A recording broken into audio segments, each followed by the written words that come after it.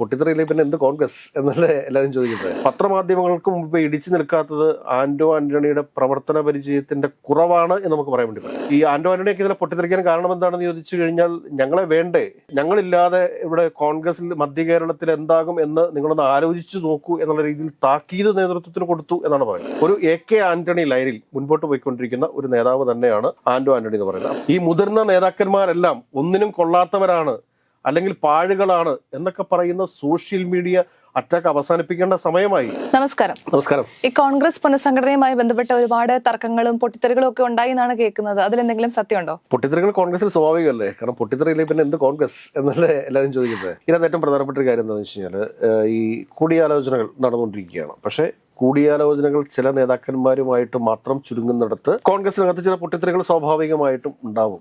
അത് കോൺഗ്രസിന്റെ ഒരു ശൈലിയാണ്. കൂടിയാലോചനകളിൽ കൂടി തന്നെയാണ് കോൺഗ്രസ് എന്നും മുമ്പോട്ട് പോയിട്ടുള്ളത്. പണ്ടൊക്കെ 1-2 നേതാക്കന്മാർ മാത്രം കൂടിയാലോചിച്ചാൽ മതിയായിരുന്നു. പക്ഷെ ഇന്ന് ഒരുപാട് നേതാക്കന്മാരും ഒരുപാട് ഗ്രൂപ്പ് നേതാക്കന്മാർ ഒരുപാടായി. അതുകൊണ്ട് തന്നെ ഒരുപാട് നേതാക്കന്മാരുമായിട്ട് കൂടിയാലോചിക്കേണ്ട അവസ്ഥയുണ്ട്. മുകളിൽ പിടി ഉണ്ടായിരുന്നത് 1-2 പേർക്കാണെങ്കിൽ ഇന്ന് എല്ലാവർക്കും മുകളിൽ പിടിയായി. മുകളിൽ പിടി എന്ന് വെച്ചാൽ ഹൈക്കമാൻഡുമായിട്ടുള്ള ബന്ധമാണ് ഉദ്ദേശിച്ചത്. ഏതൊരു സിനിമയിലാണ് ഈ മുകളിൽ പിടി, അങ്ങ് ഡൽഹിയിലും ഉണ്ട് എന്നൊക്കെ പറയുന്ന പ്രതാപത്തിന്റെ ഡയലോഗൊക്കെ ഉണ്ടല്ലോ എന്നൊക്കെ പറയുന്നത്. ഇപ്പം എല്ലാവർക്കും ഡൽഹിയിൽ ഭയങ്കര പിടിയാണ്. അതുകൊണ്ട് തന്നെ ഡൽഹിയും ഇപ്പം ആകെ ഒരു കൺഫ്യൂഷനിലാണ്. ആര് പറയുന്നത് കേൾക്കും, ആര് പറയുന്നത് കേൾക്കാതിരിക്കും, ആരെയും പിണക്കാൻ പറ്റത്തില്ല.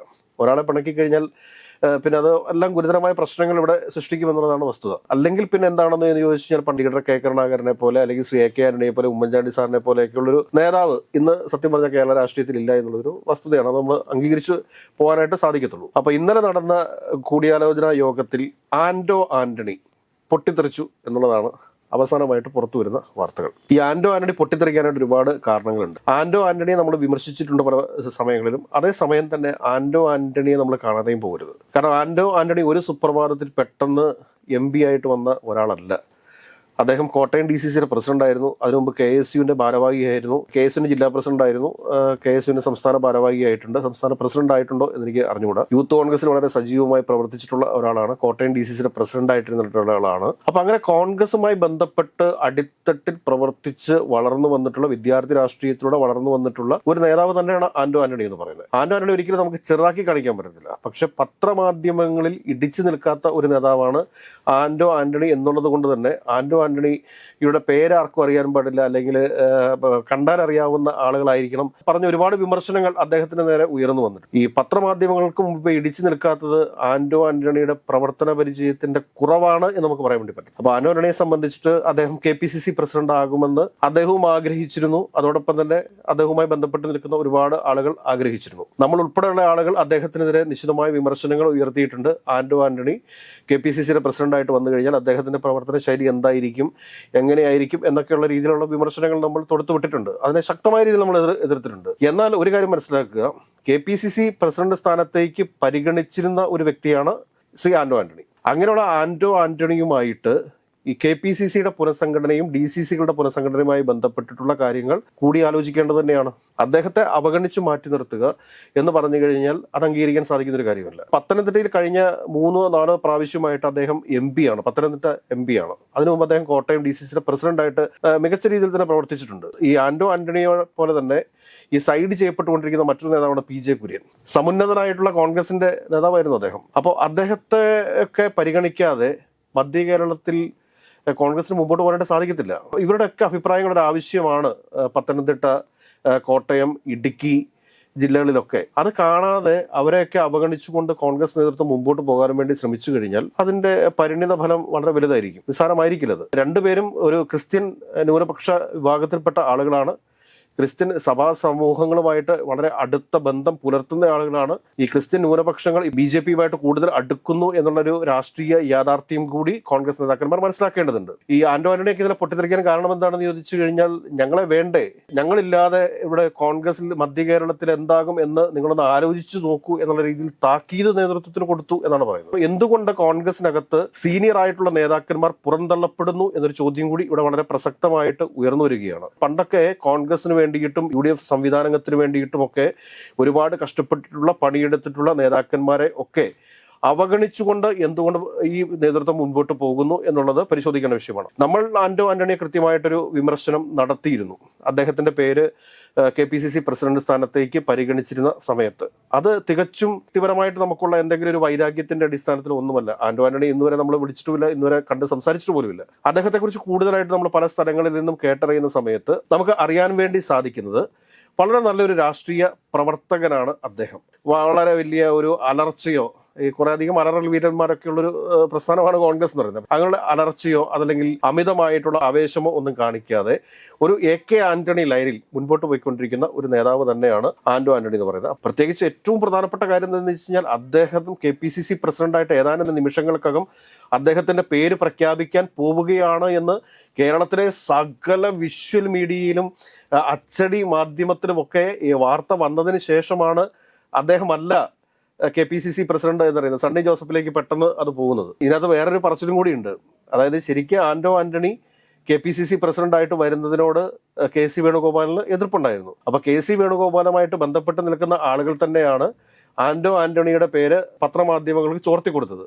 പത്രമാധ്യമങ്ങളിൽ ഈ വാർത്ത വന്നതോടുകൂടി അദ്ദേഹത്തിനെതിരെ ശക്തമായ ഒരു സൈബർ അറ്റാക്ക് തന്നെ ഉണ്ടായി കേരളത്തിൽ. നമ്മളൊക്കെ ഒരു രാഷ്ട്രീയ വിമർശനമാണ് അവിടെ നടത്തിയിട്ടുള്ളത്. പക്ഷേ അദ്ദേഹത്തിനെതിരെ നടന്നിട്ടുള്ള ഒരു സൈബർ അറ്റാക്ക് അതിൽ ആന്റോ ആന്റണി തന്നെ പുറത്തു വന്നിട്ട് പറയുകയുണ്ടായി, ചില സാമുദായിക നേതാക്കന്മാരൊക്കെ തനിക്കെതിരെ പറഞ്ഞു, അതായത് ആന്റോ ആന്റണിക്കെതിരെ പറഞ്ഞിട്ടുള്ളത് മറ്റു പല ആളുകളുടെയും ചർച്ചകളിൽ വന്ന കണ്ടന്റ് അതേപടി തന്നെയാണ് അദ്ദേഹം പറഞ്ഞിട്ടുള്ളത് എന്നൊക്കെ പറഞ്ഞിട്ടുണ്ട്. ഇത്രയധികം ആന്റോ ആന്റണിക്ക് ഒരു വേദന ഉണ്ടായിട്ടുണ്ട് എന്ന് വേണം നമ്മൾ മനസ്സിലാക്കാനായിട്ട്. അങ്ങനെയൊക്കെയുള്ള ഒരു സാഹചര്യത്തിൽ ആന്റോ ആന്റണിയെ പോലെയുള്ള ആളുകളുടെ അഭിപ്രായത്തെ ഒക്കെ അവഗണിച്ചുകൊണ്ട് കോൺഗ്രസ് പ്രസ്ഥാനം മുൻപോട്ട് പോകാനാണ് ഒരു തീരുമാനം എടുക്കുന്നത് എങ്കിൽ അത് വലിയൊരു ഭവിഷ്യത്ത് കോൺഗ്രസിനുണ്ടാകും. ഇപ്പോൾ ഒരു കാര്യം മനസ്സിലാക്കുക, KC വേണുഗോപാൽ, രമേശ് ചെന്നിത്തല, VD സതീശൻ, ഈ 3 പേരും ഒരു സമുദായത്തിൽപ്പെട്ട ആളുകളാണ്, നായർ സമുദായത്തിൽപ്പെട്ട ആളുകളാണ്. SNDP സമുദായത്തിൽ നിന്നും ആളുകളെ കോൺഗ്രസ് നേതൃത്വം പരിഗണിക്കുന്നില്ല എന്ന വ്യാപകമായ ഒരു ആക്ഷേപം ഉയർന്നു വരുന്നുണ്ട്. അത് വെള്ളാപ്പള്ളി നടേശൻ തന്നെ പരസ്യമായിട്ട് പ്രഖ്യാപിച്ചിട്ടുണ്ട്.